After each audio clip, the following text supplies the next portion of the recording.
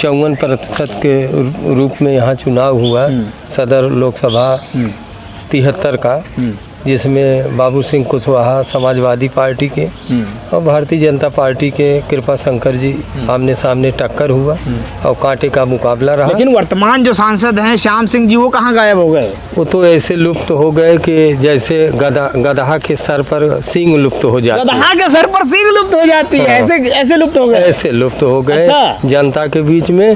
लेकिन बहुजन समाज पार्टी, उनको टिकट मिला बहुजन समाज पार्टी से, लेकिन जनता के बीच में उसी तरीके से वो लुप्त हुआ। नमस्कार साथियों, स्वागत है आप सबका मेरे चैनल समरस भारत में। मैं श्रवण कुमार इस वक्त मौजूद हूं जनपद जौनपुर में, और जैसा कि आप लोगों ने देखा होगा लोकसभा चुनाव जिस तरीके से यहां पे संपन्न हुआ और 54% मतदान हुआ, लेकिन कहीं ना कहीं देखा जा रहा था कि जनपद जौनपुर पूरे उत्तर प्रदेश में चर्चा का केंद्र बना रहा। और साथ साथ में बताएं कि अब कहीं ना कहीं जनपद जौनपुर के मुख्य केंद्र बिंदु बने रहे पूर्व सांसद धनंजय सिंह। अब वर्तमान समय पर कहीं ना कहीं बीजेपी को समर्थन कर रहे हैं, और ऐसे में अब चुनाव होना है पूर्वांचल के और भी आगे के क्षेत्रों में, जैसे कि बनारस हो गया, जो कि अहम केंद्र माना जा रहा है, जहां से प्रधानमंत्री नरेंद्र मोदी चुनाव लड़ रहे हैं। और कहीं ना कहीं अब प्रचार प्रसार बलिया, चंदौली और वाराणसी में होने जा रहा है। और जैसा कि आप लोग जानते हैं कि आखिरी चरण में चुनाव होना है। अब लोगों की क्या राय है और किस तरीके से यहाँ का चुनाव संपन्न हुआ और लोगों ने कहाँ पे मतदान किया, रुझान दिया। संजय सिंह जी हैं हमारे साथ में, आइए इनसे बात करते हैं, क्योंकि यहाँ पर क्षेत्र में अच्छा राजनीतिक पकड़ रखते हैं, समझ रखते हैं।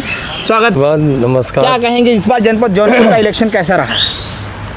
जौनपुर का इलेक्शन जो है शुरू से ही संघर्षपूर्ण रहा। हाँ, जितने उम्मीदवार आए, पहले एक बार उम्मीदवार को क्षेत्र में जनता के बीच में झेलना पड़ा, समझना पड़ा, जनता को भी समझना पड़ा। यहाँ बहुत संघर्षशील चुनाव चला। अच्छा। जिसमें पूर्व सांसद धनंजय सिंह भी बीच में मैदान में, उनका भी बहुत जोर शोर से चर्चा रहा।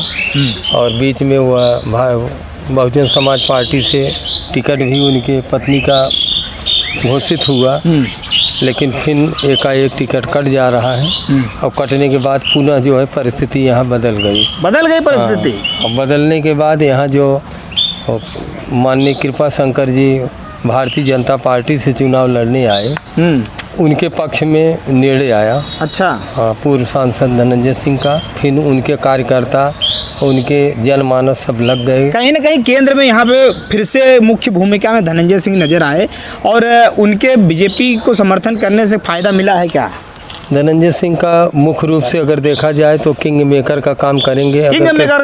अगर कृपा शंकर सिंह जीतते हैं तो किंग मेकर का काम उनका रहा। अच्छा। क्योंकि वो परिस्थिति को बदल दिए। और बदलने के बाद साथ साथ समर्थन भी किए और साथ भी दिए।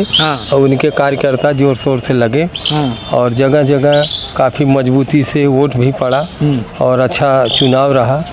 और 54% के रूप में यहाँ चुनाव हुआ सदर लोकसभा 73 का, जिसमें बाबू सिंह कुशवाहा समाजवादी पार्टी के और भारतीय जनता पार्टी के कृपा शंकर जी आमने सामने टक्कर हुआ और कांटे का मुकाबला रहा। लेकिन वर्तमान जो सांसद हैं श्याम सिंह जी, वो कहाँ गायब हो गए? वो तो ऐसे लुप्त हो गए कि जैसे गधा के सर पर सींग लुप्त हो जाती है। गधा के सर पर सींग लुप्त हो जाती है, ऐसे लुप्त हो गए। ऐसे लुप्त हो गए। अच्छा। जनता के बीच में। लेकिन बहुजन समाज पार्टी, उनको टिकट मिला बहुजन समाज पार्टी से, लेकिन जनता के बीच में उसी तरीके से वो लुप्त हुए जैसे गधे के सिर पर सींग नहीं दिखती है। अब उनके विषय में बताना समझना बड़ी कठिन बात हो हम तो उनको देख नहीं पाए। कुछ लोग व्यंग्यात्मक ढंग से बोले कि उनको गुमशुदा में हर थाने पर पोस्टर लगाया गया कि भाई हमारे 73 लोकसभा के वर्तमान सांसद गुमशुदा हो गए, गुमशुदा के रूप में है, उनको ढूंढा जाए। तो हम लोग भी ढूंढे, 5 साल नहीं पाए। चुनाव में कहीं कहीं झलकियाँ दिखी। अच्छा। लेकिन समझ में नहीं आया, पकड़ नहीं पाए, नहीं देख पाए।